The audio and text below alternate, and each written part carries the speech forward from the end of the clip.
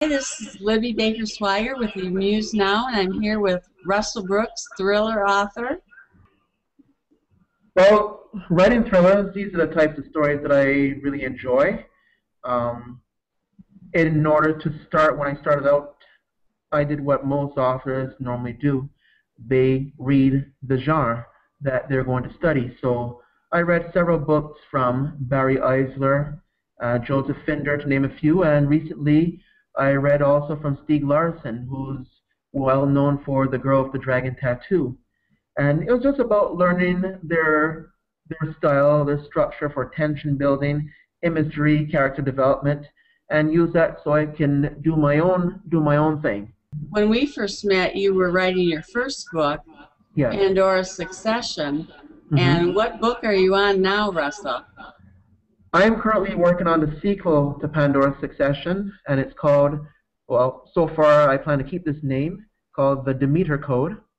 And I'm going to stay hush hush about the plot because there's a Sure. lot of it's a lot it's I'm going to keep that under wraps for the time being while I'm still working on it. Well, that's your fourth book, isn't it? Yes. That's amazing.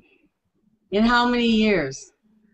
Well, Pandora's Succession came out in October 24th, 2010, and then in April of 2011 I came out with the short story trilogy Unsavory Delicacies, and then later on that year, December 2011, I released Chill Run. So I've sidetracked with a whole bunch of other issues, a lot of other things, so it delayed me writing the Demeter Code, but I'm working on it right now. So I hope to have it out later on this year. Boy, that's fantastic. And you still have your own business. You're in insurance, aren't you? Yes, I still kept my insurance license.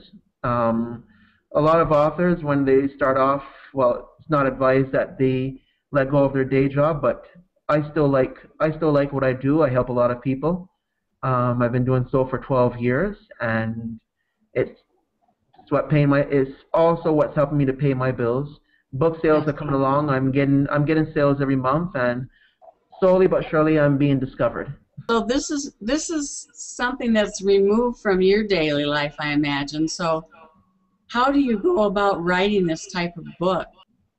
There's definitely a lot of research because when I wrote Pandora's Succession, I had a background knowledge in biology because that's I got my degree in biology from Indiana University, but I knew nothing about guns. I knew very little about the CIA, the United States Department of Defense, the military. I knew very little about that subject matter, so I had to do a lot of reading. I had to read a lot of articles in Time magazine. I had to just basically do a lot of reading on the internet as well. And also, what's also helped me, I read from other authors in order to learn. Okay, I can pick up some tips, like from reading from Vince Flynn. I picked up some tips on how let's say, searching for a terrorist, what kind of military equipment they would use. You have to appear to have some level of integrity, otherwise those people will out you when they're writing their reviews. There's a couple of people that did come to me with that argument that Pandora's Succession will never happen because there's no possible way that viruses or microbes could ever survive in the ice. Okay, and well, I just whenever I saw them online, all I did was take a link from Time magazine. There were other articles, and there's so many articles in National Geographic, Time magazine, Scientific American. You can find them all on Google. All I do is just take the link and I forward it to them, and I ask them, "Do you have any questions now about my integrity?" Well, I can say, "I researched my material. What have you done?" So at that point, that shuts them up right away. So it's the same thing going with my current novel right now. Although I have a biology background, there's still some, still it's there is some science involved in the Demeter Code, and I did consult with a scientist, actually a professor over at Sussex University in England. What advice would you give a new writer? My advice is to first of all write about something that you love. Okay, Okay. something that you can relate to, whether it's something that you already like, subject matter that you already know about. Let's say if you're if you're I don't know, if you're a police officer and you want to write fiction about let's say a crime novel, then go for it, okay? Because that's background information that you know about. But if you're a police officer and you're going to write a medical thriller, then at that point there you're better off consulting with doctors. The second piece of advice I would give is that there's very little room for errors when you're writing your first novel. It's very, very important that you get a content editor as well as a copy editor. It's important that your book is free from grammatical errors and also from any type of spelling errors. It has to look professional. And also for content, okay, do your fact checking. And the other piece of advice is that you hire a professional book cover artist. Okay, there are certain things that go into a book cover that is not necessarily found on, let's say, a regular artist who has not much experience in that field. Like, take for example, the book cover has to be captivating. So you have to have the right font. That's the first thing.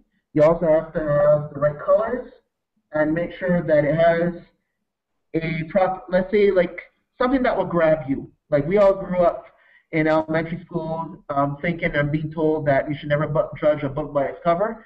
That's a lie, because everyone judges a book by its cover. One last piece of advice I would say: don't get your expectations too high.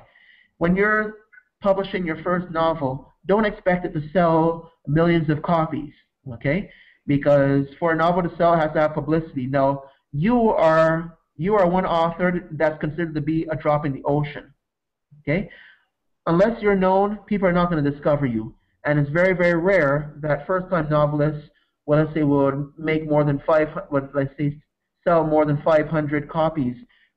I'd also suggest that they don't invest too much in advertising. Don't invest too much in your first novel. Just invest enough in the basic necessities, the editing, the cover design, those things. And also, it's important to write a damn good story too.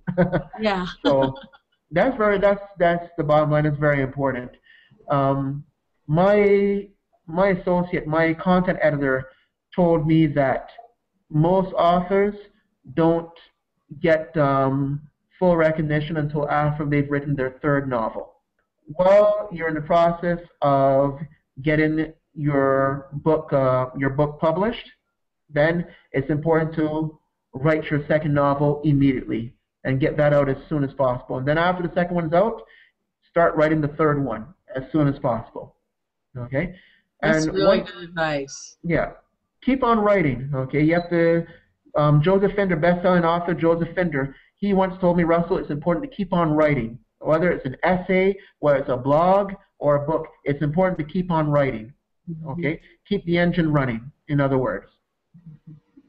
That's really good advice, Russell. Thank you so much for being with us today. Well, thanks for having me. Good to see you again. All right, it's great seeing you too. Okay. Bye-bye now. Take care. Take care. Hi, I'm Cynthia Kahn, founder of Amused Now. This featured artist presentation has been brought to you by Amused Now Entertainment, a website that enables artists to profit from their creativity.